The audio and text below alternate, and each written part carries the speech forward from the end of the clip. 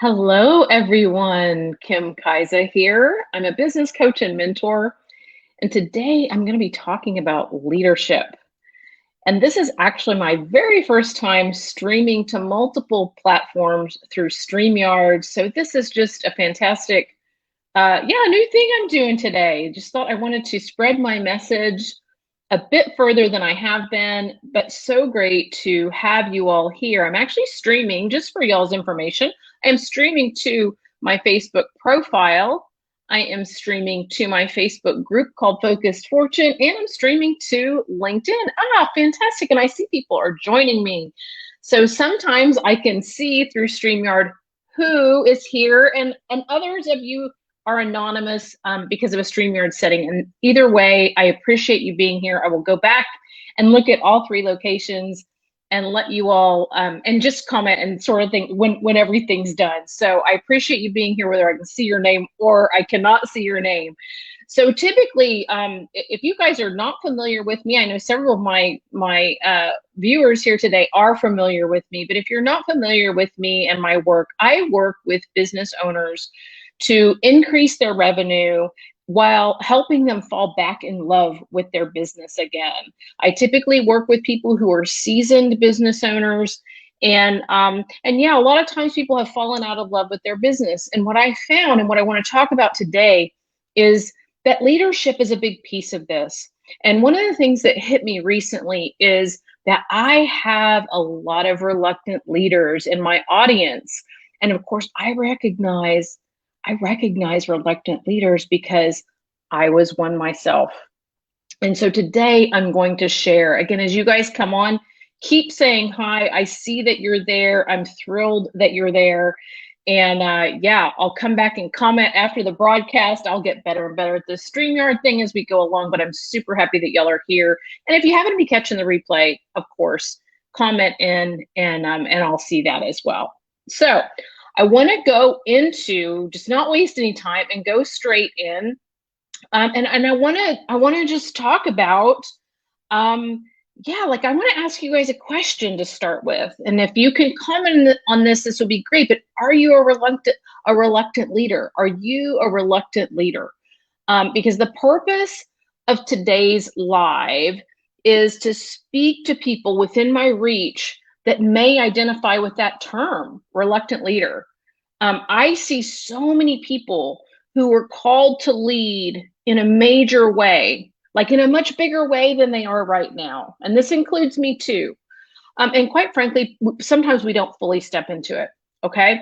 And so today I'm gonna share, to me, why we remain reluctant leaders and hopefully provide a bit of motivation so that you can step forward into the work that you're really meant to do. And this is for anybody who has their own business for sure, but this really could be this leadership topic. Anyone who's interested in leadership and in having their own business and making an impact in the world, this can actually apply to you as well, right?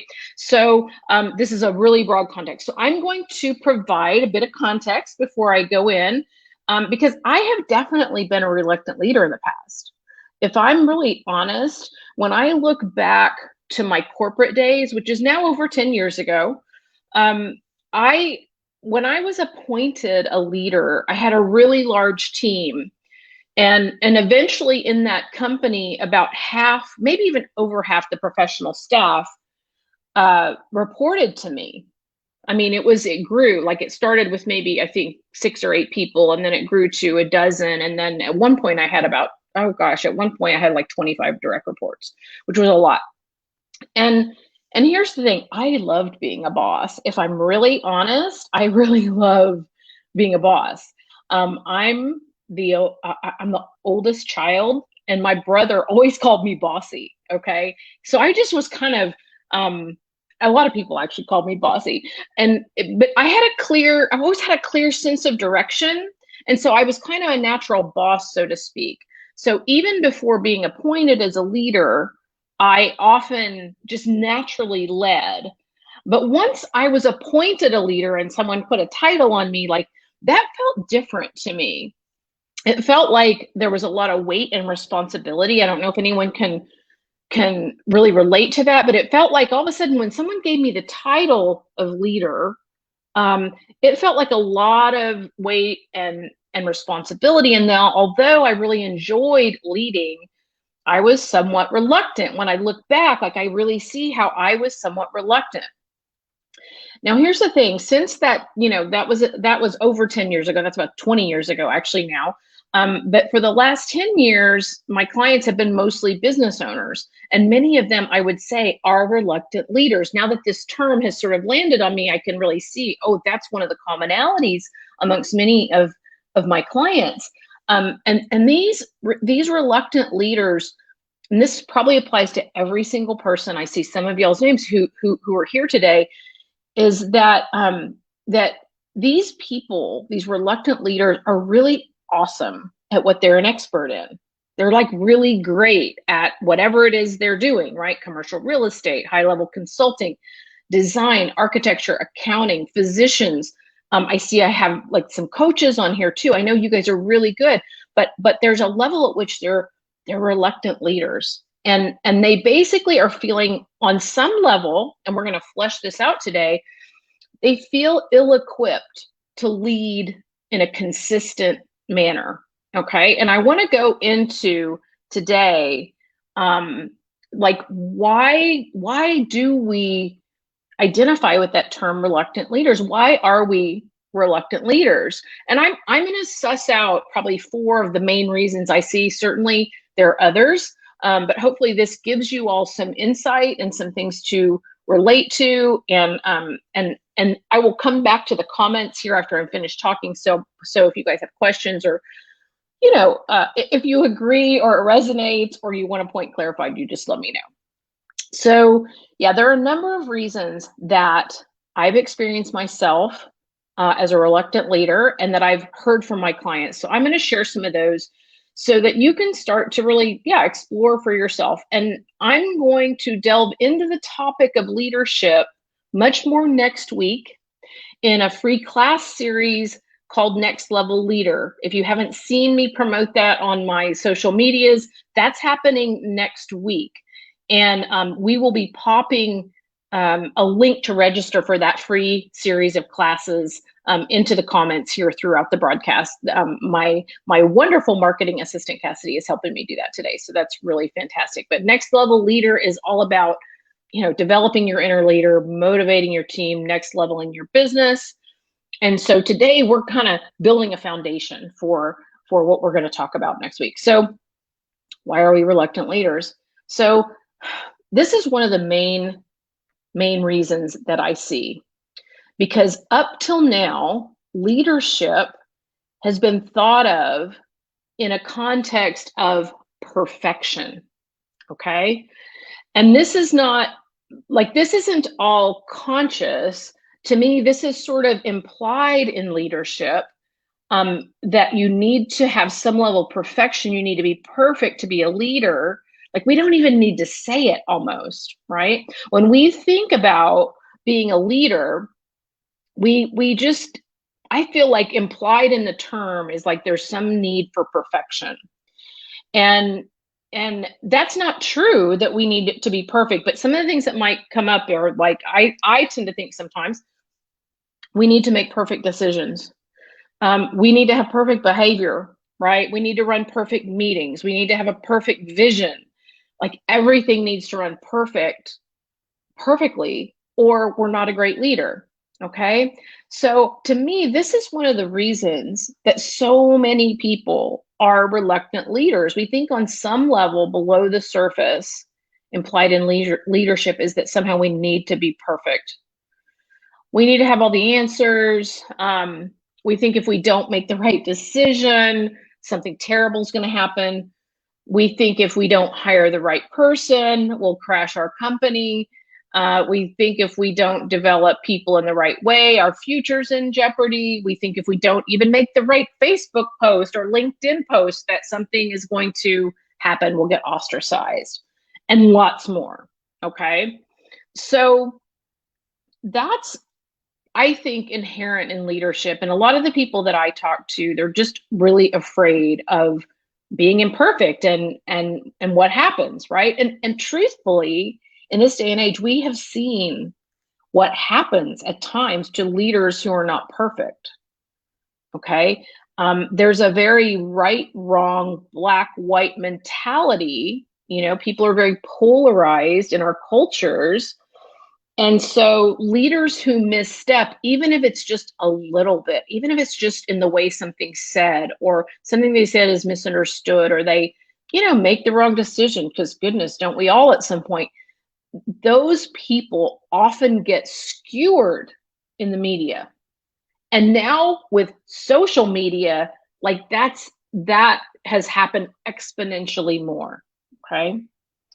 So this piece about feeling like we need to be perfect, this is a reason that people don't want to step into that next level of leadership. It's a bit scary because none of us in truth is perfect, right? In truth, in our businesses, there's a lot of imperfection happening because, especially those of us who have our own businesses, we are paving the way. No one has done exactly what each of us are doing.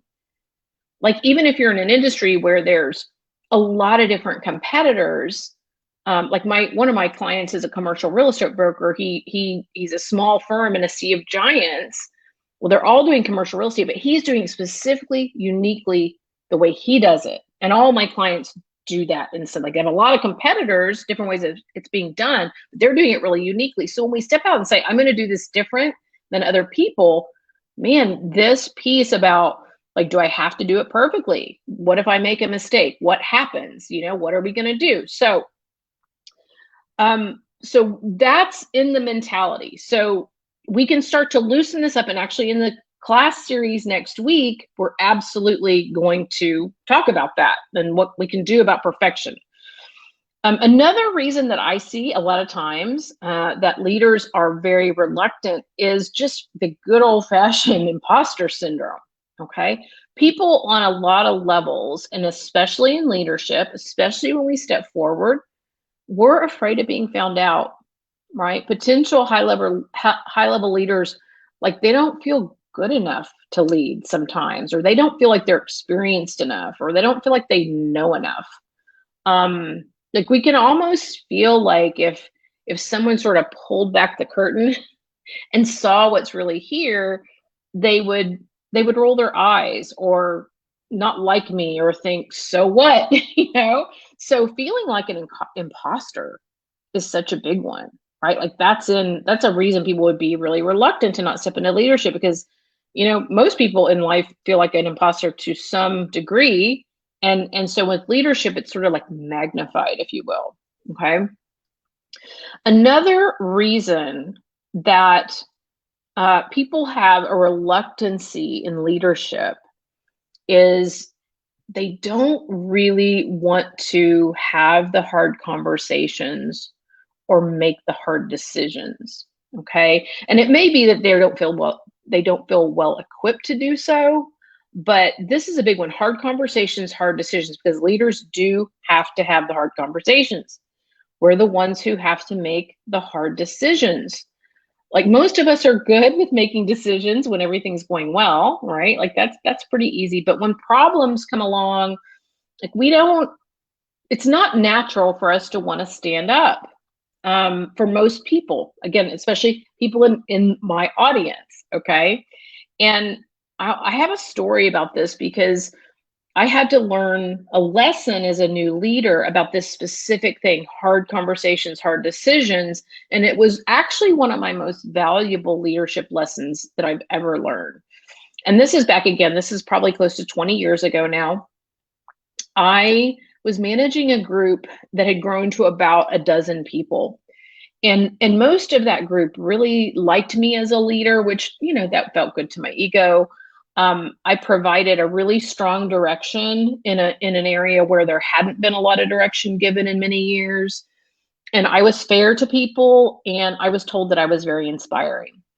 And as the team grew, like, we were really, like, the pistons were firing, like, we were like a well-oiled machine, and we kept growing.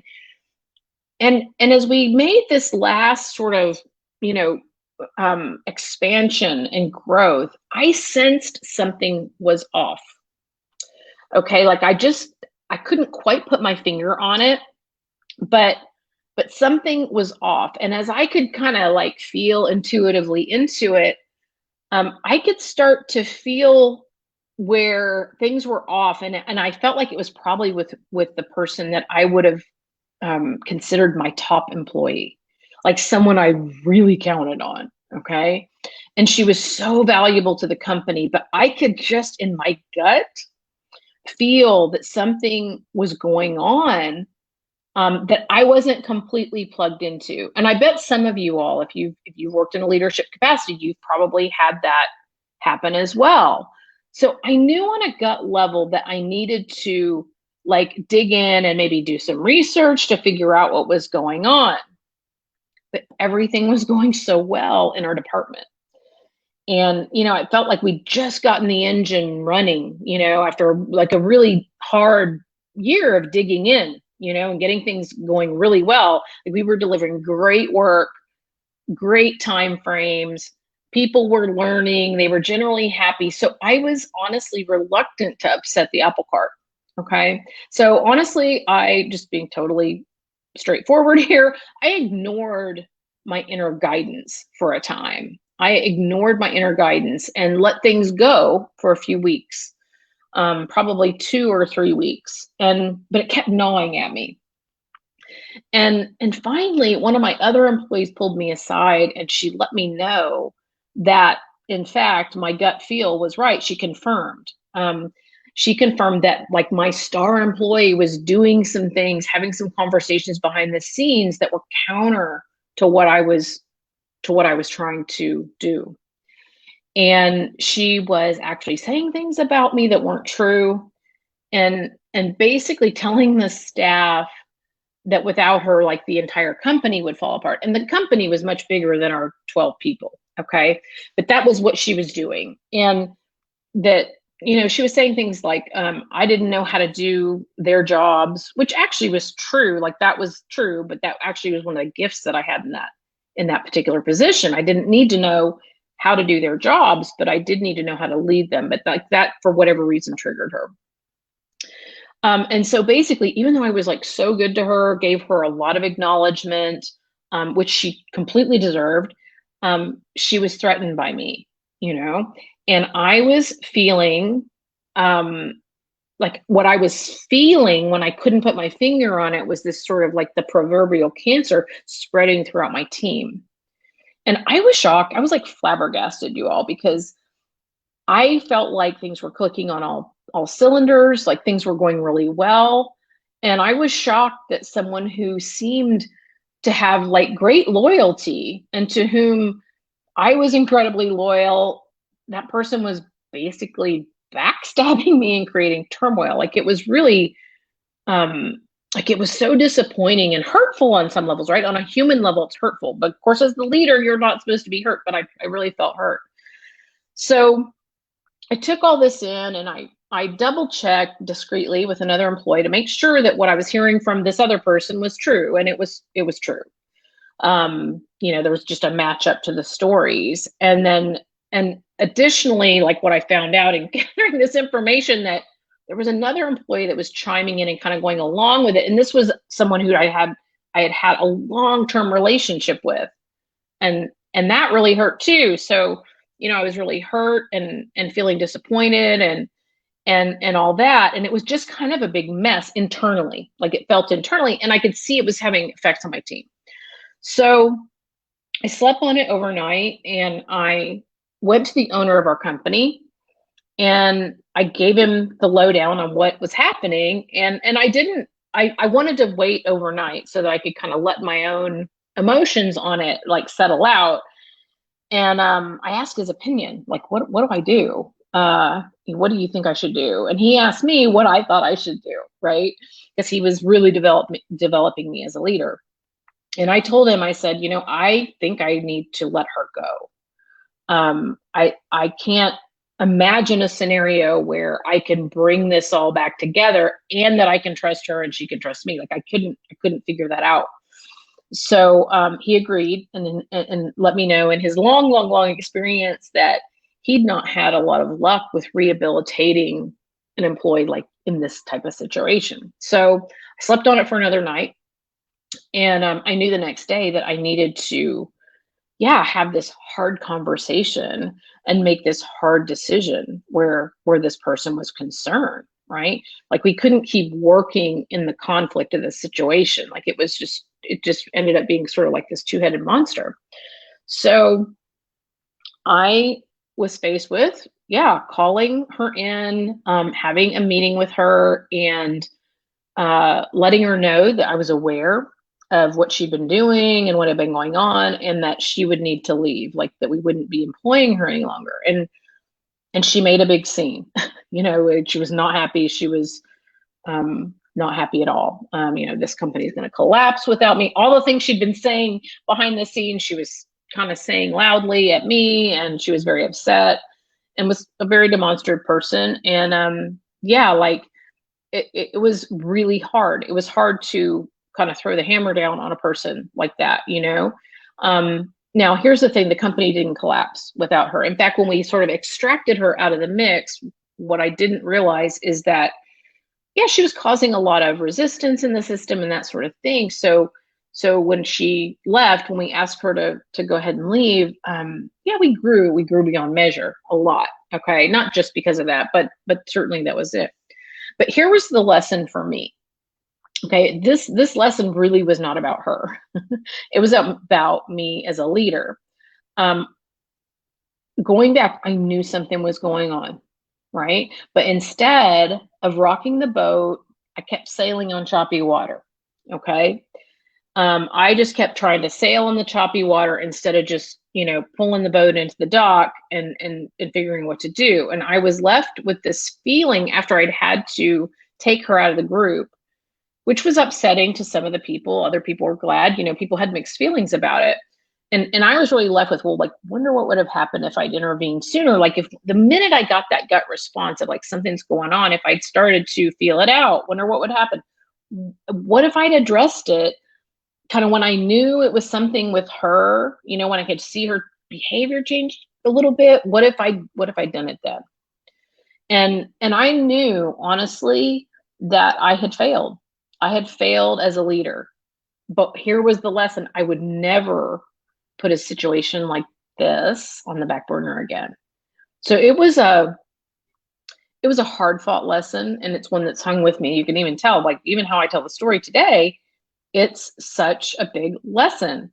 And this is the thing, when we go to thinking about why people are reluctant leaders, this is part of it. We have to have hard conversations. We have to make the hard decisions. That is part of leadership, right? And next week, I'll put some clarity more around that. Like, how can we handle these situations more with ease?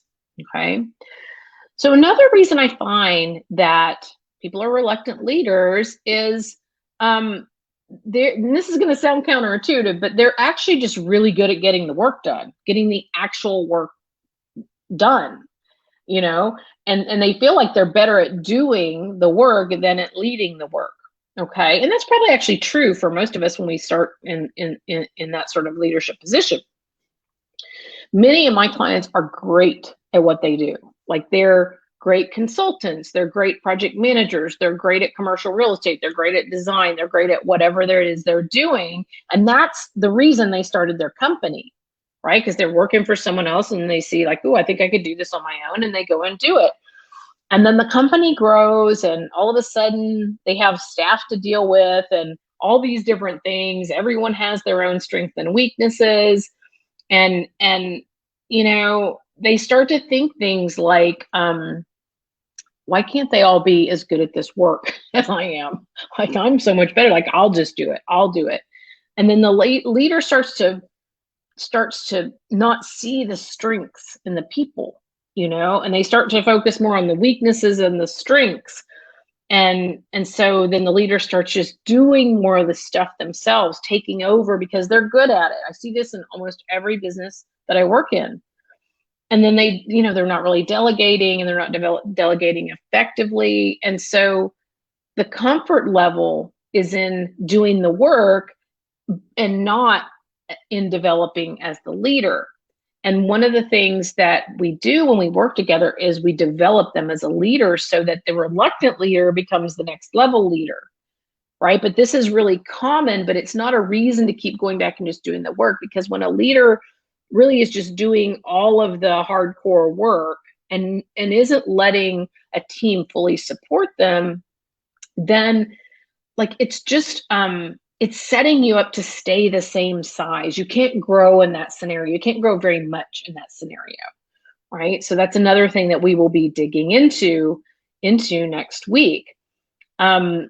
So I'm about to wrap up here. If you guys have questions or any, if anything's resonating, I would love to know that. But this is really the final, like the final thing I want to say today before I go into my classes next week is that first and foremost, leadership's it's an inner game. It's like an inner orientation.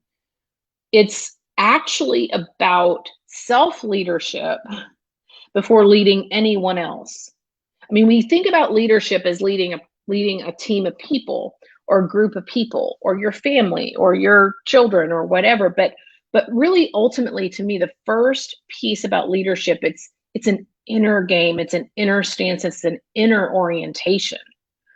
It's about like growing yourself first so that you can provide fertile soil for others to grow, right? And then when you grow yourself, you're able to lead yourself. You're able to then effectively and compassionately lead other people. But without that inner growth, that inner direction, the inner orientation towards growth, it's going to be difficult to effectively lead other people. And this is the piece that I think most people don't see, and therefore they become reluctant leaders, is they don't see that this is an inner direction first. Like before we can really effectively and impactfully lead other people, we have to be leading ourselves, right? And this is the thing that we can always tell, this one little thing, we can always tell how good our leadership is by looking at how well the team is performing, right? You can look at the team's performance, and if you're not happy with that, you can look at yourself, right? Now, there's solutions to all this, by the way. That's not bad news, but it's like, if you're finding yourself like consistently kind of complaining about your team, you have to look at your own leadership, right? And I'm going to talk about this, I'll say it one more time, a lot more about the inner game of leadership next week in the free masterclasses. In fact, I'm looking at this specific piece about inner leadership next Tuesday. But I encourage you, if you're interested in leadership as a topic, to register, join me. The links are already here in the comments.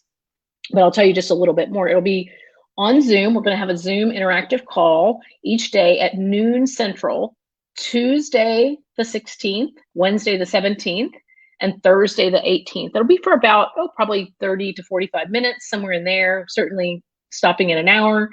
And I have a lot to share in here from my decade of coaching and mentoring leaders, as well as from my decade of leading people.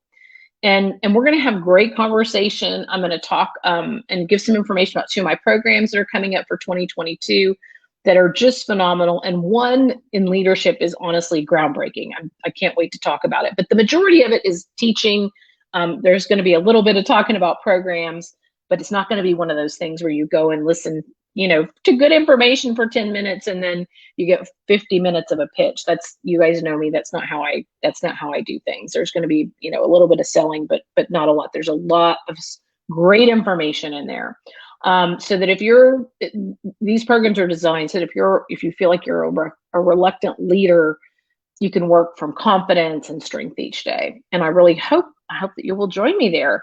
And I hope that this has been an eye-opening live today. If you are watching or you're watching a replay, definitely let me know what resonated. I'd love to hear from you. And as always, it's been a joy. And hopefully this came across on all three platforms with my maiden voyage with StreamYard. And I will see you all again very soon. Bye-bye.